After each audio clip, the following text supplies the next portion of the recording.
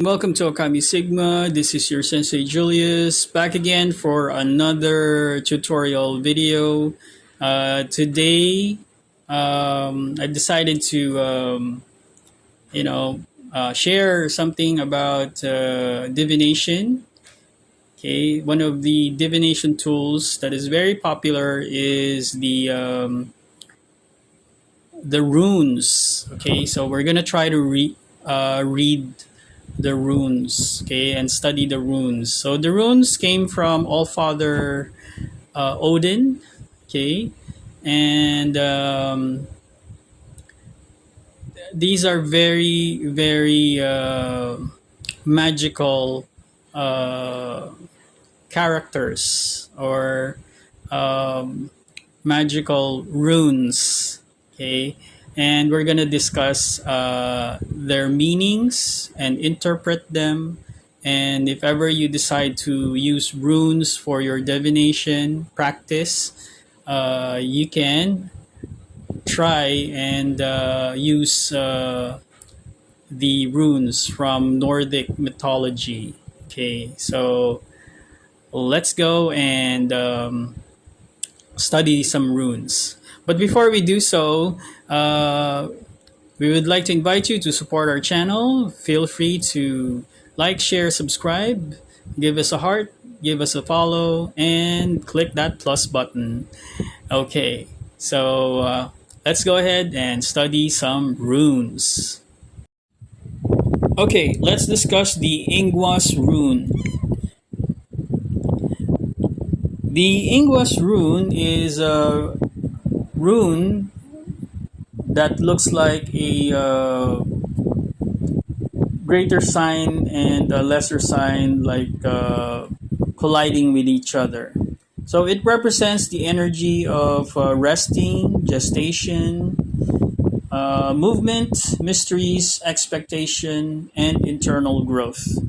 So to establish a space, an area wherein to practice transformation into a higher state of being. This rune requires isolation, separation, internal growth, and gestation. So it's a very meditative kind of rune. So this rune comes out in your divination. It indicates that there is some internal growth that is taking place, a transformation, and may require you to be in solitude. So Ingwas is a male fertility rune represented by the old god figure Ing. Ingus is a potential energy that must be stored over a period of time before it can be unleashed in a single burst. Okay, so if we're talking about that fertility wise, when you're manifesting, and if you want to cultivate your energy, you abstain from sexual intercourse, and this brings your manifestation in full front. So Ingwas is this kind of energy. When I look at this rune, it reminds me of the Kundalini energy. So even the symbolism of these two uniting lines or intersecting lines, okay, reminds me of the Kundalini energy. Okay, so it describes the process of mental seeding or incubation of some subconscious mind and the gestation of the energy of creation of the conscious mind.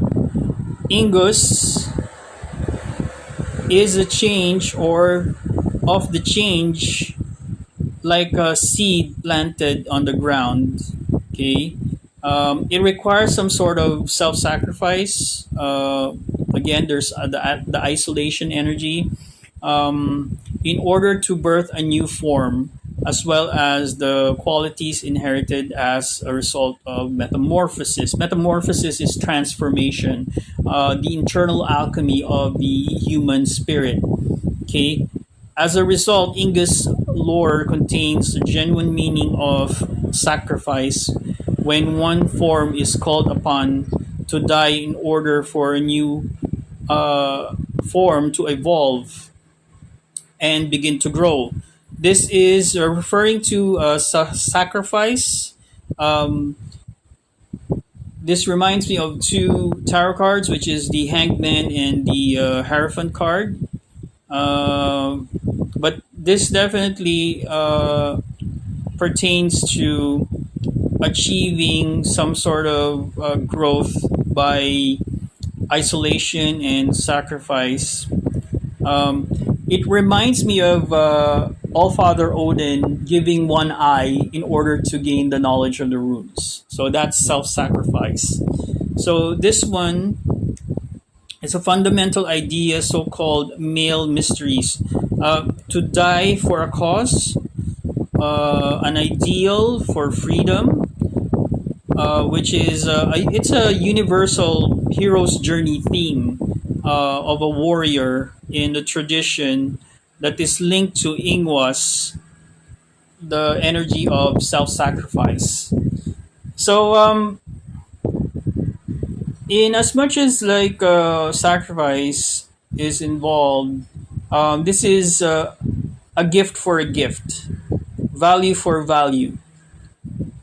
So you have to integrate the energy that is for you to gain something. You have to give something in return. So let's say example, the most common example, in order for you to gain knowledge and wisdom, you really need to research and study hard. So there might be some nights wherein you're just going to be alone studying, not partying, and just be serious about acquiring knowledge, or you'd even buy equipment to assist you in your research, such as a computer or a laptop, but that will cost you money. But the knowledge that you gain from that experience of study will change you in a manner that it will bring value to yourself and to the world. Okay, so that's one example.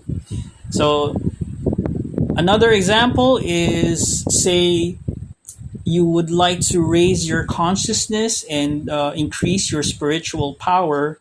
You undergo a very strict isolation and meditation process, and try to discipline your mind, body, and spirit, and consume only things, food, and things that are essential for your spiritual growth. Okay, that's and then the result is Kundalini awakening and the birthing of wisdom in your consciousness. Okay, so I hope you learned a lot from this tutorial. Feel free to check us out at ôKAMI Sigma Universe. This is your Sensei Julius Ochoa. Thank you for watching.